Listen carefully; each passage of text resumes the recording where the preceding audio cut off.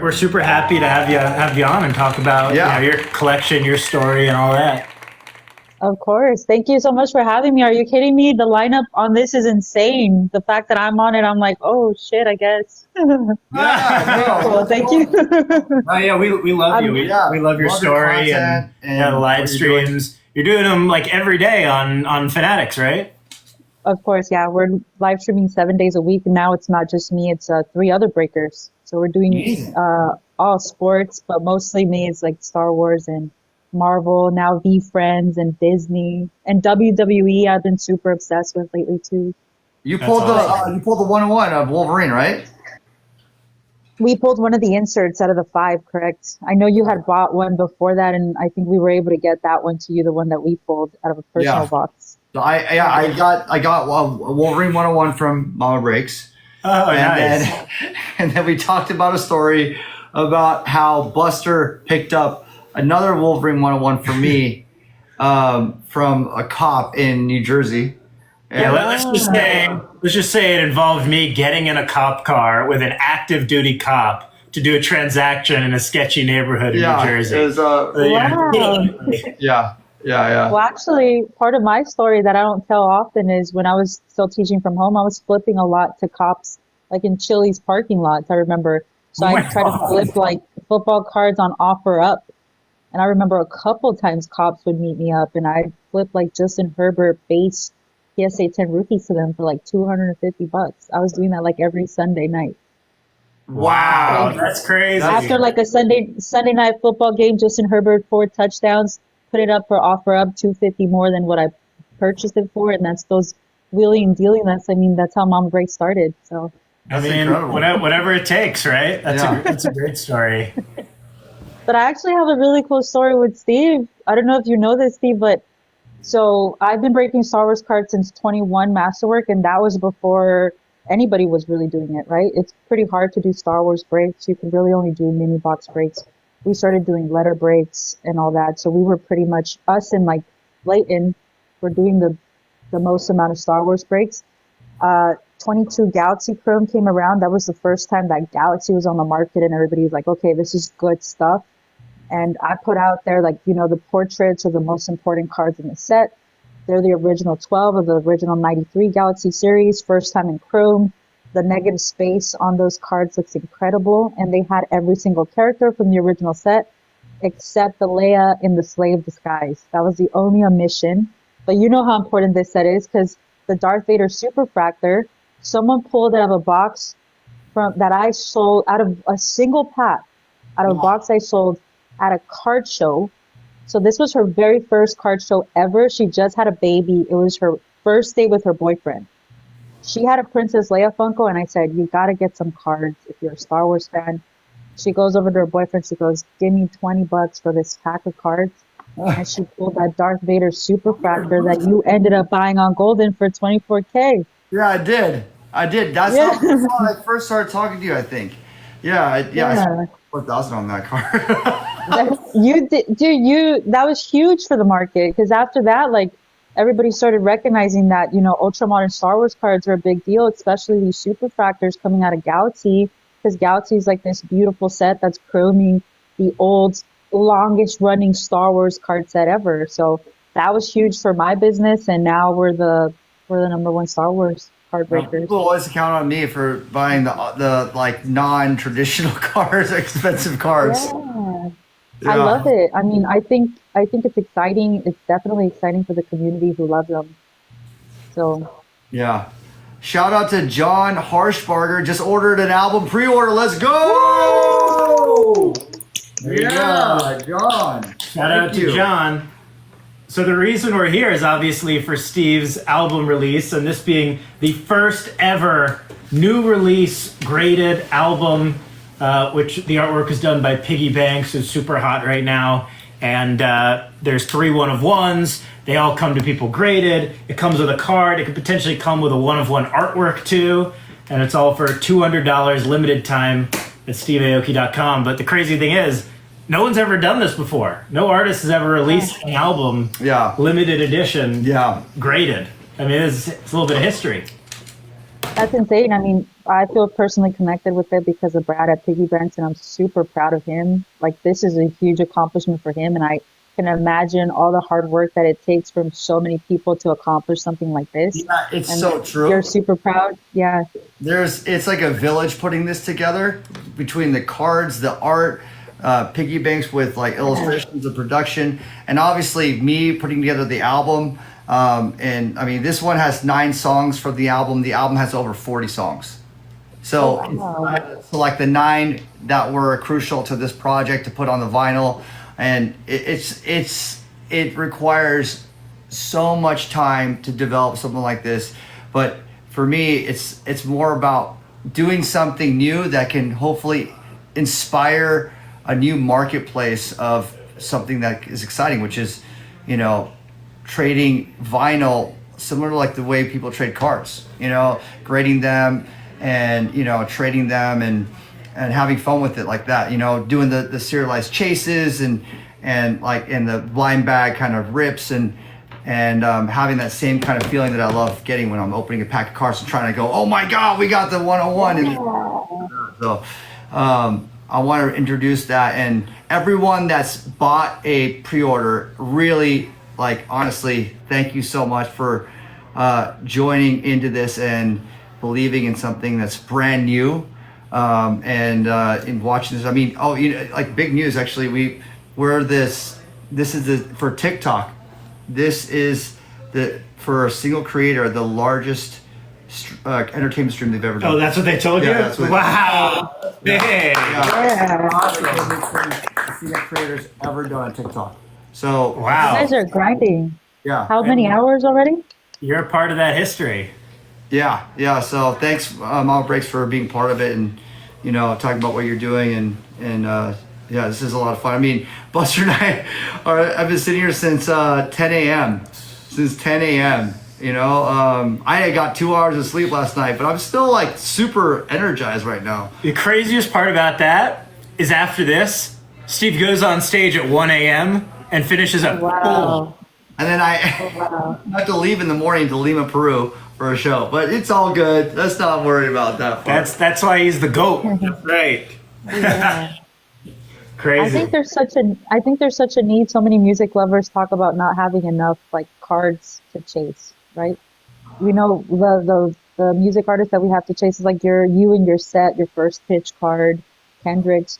It's very hard for manufacturers to make a card set that's just of musicians because how many sets can you do that long term? I think we're missing out. We're missing out on more artists doing things like this. So I am super proud of you, and I think this is something that a lot of artists can do moving forward, and it'll be super fun for us to get involved with that too. So what was like how did this idea come about for you?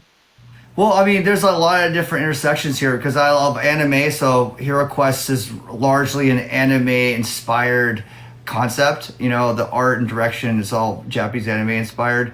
And, you know, during COVID, I was just, you know, I didn't play shows, so I was able to really sit down and really write out the story and the lore and, you know, this is the first book of Hero Quest with my friend Jim.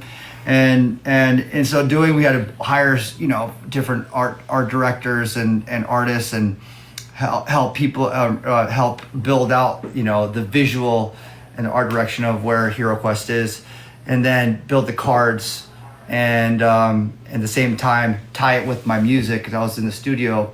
I mean, I wrote hundreds of songs in this studio right here. This is my studio. Behind all the Hero Quest stuff is my computer and my speakers, and this is my lab here where I work on music. So it's like working on music, tying those lyrics with the chapters, building out the different characters, placing them on cards.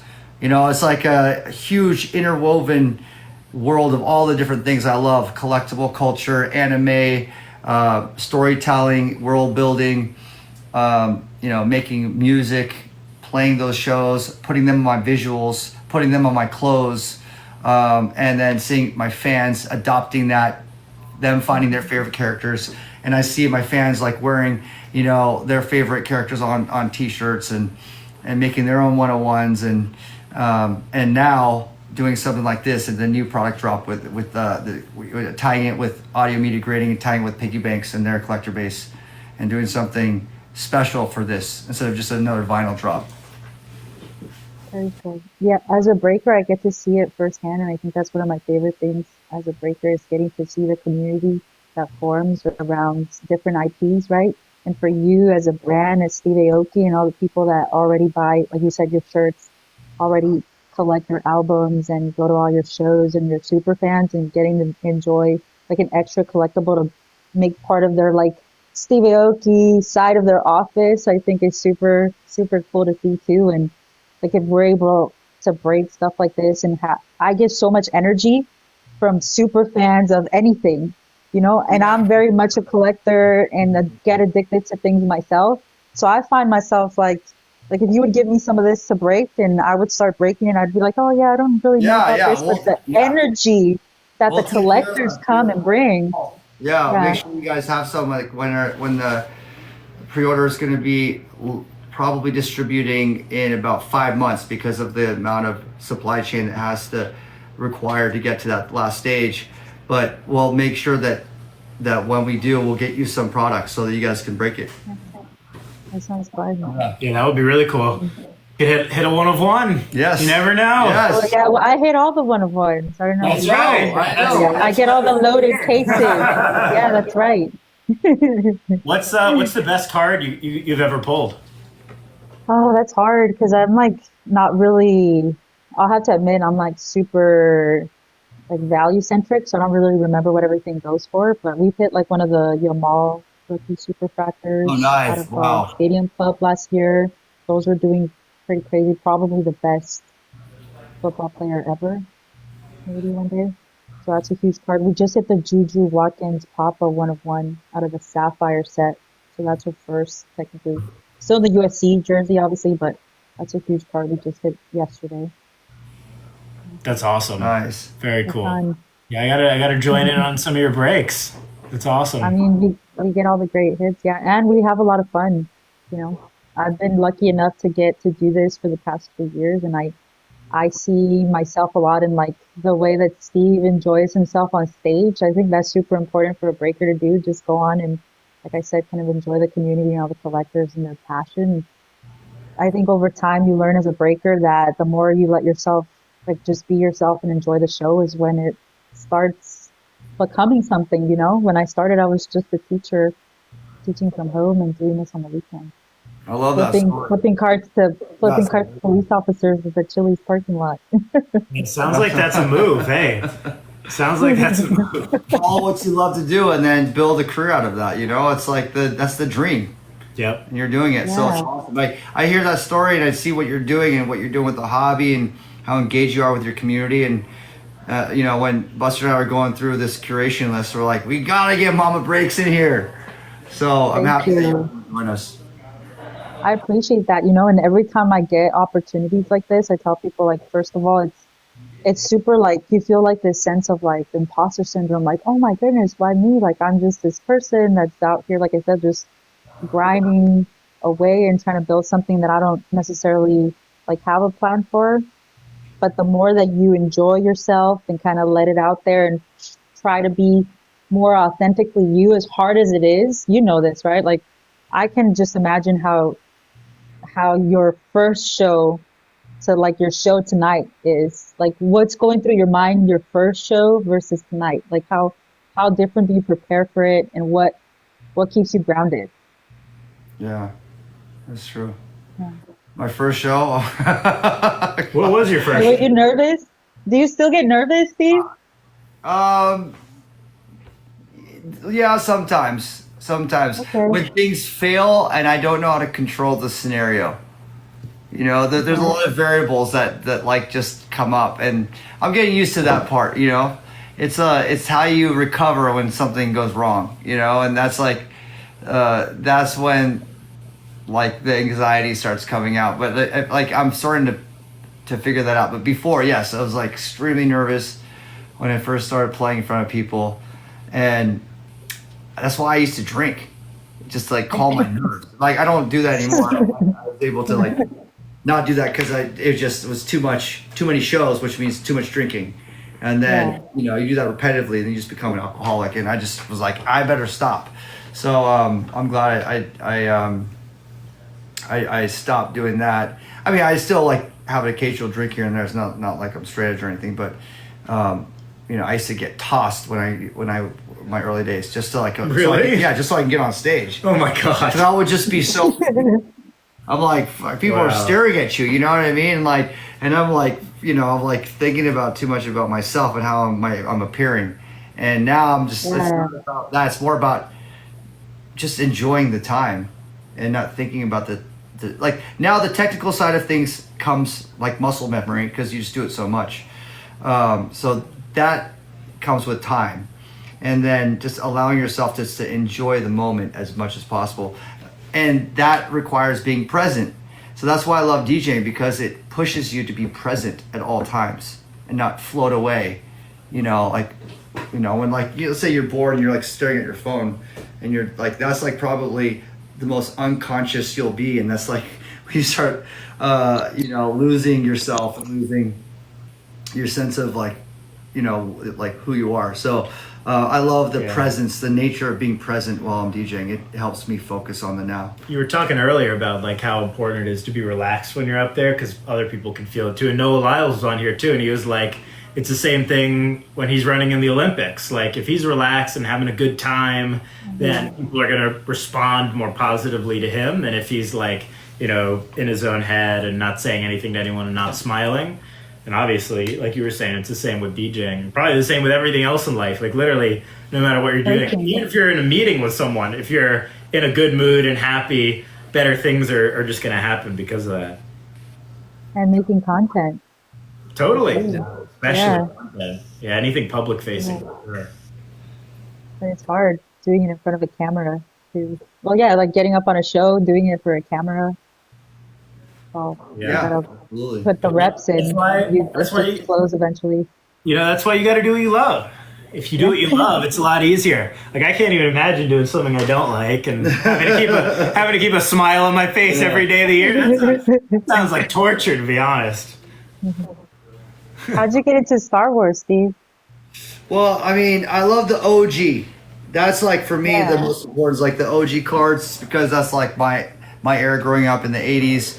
I was born in 1977, so in the 80s, like this, like that Star Wars was like the greatest franchise, for me growing up as a kid. So when I got into the cards, I was like, oh, I gotta dive into the OG. So I spent a lot. There was a huge auction at Heritage. I spent $400,000 on that auction. Oh, I got all the like super rare grails that I wanted to get. The blue Skywalker PSA 10. I got the Pop 1 sticker. I got like the PSA 10 Darth Vader, the first Darth Vader. I spent a lot of money, and then I was just trying to collect the whole set of PSA 10, which is kind of wild because there's a lot of cards there. And then as far as modern, I got really into the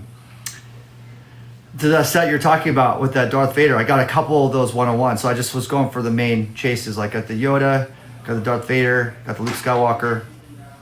I got those three, and the full rainbows of those, because I was just opening up. I bought like 2 cases. Actually, more than 2 cases. I just was ripping boxes of that personally. So I was like, when you rip your own personals, then you get obsessed with that set. And it wasn't like I was obsessed with every set. I was just upset with that particular set. Like 2022, what was it called again? Galaxy Chrome. Galaxy, yeah, the Galaxy. And then someone ended up selling me the Sapphire from 2021 of Luke and Leia. And I got the full rainbow of Luke, except for the 101 Paparaj, whatever it's called. I can't say that word. Yeah, just say Papa. Papa, whatever.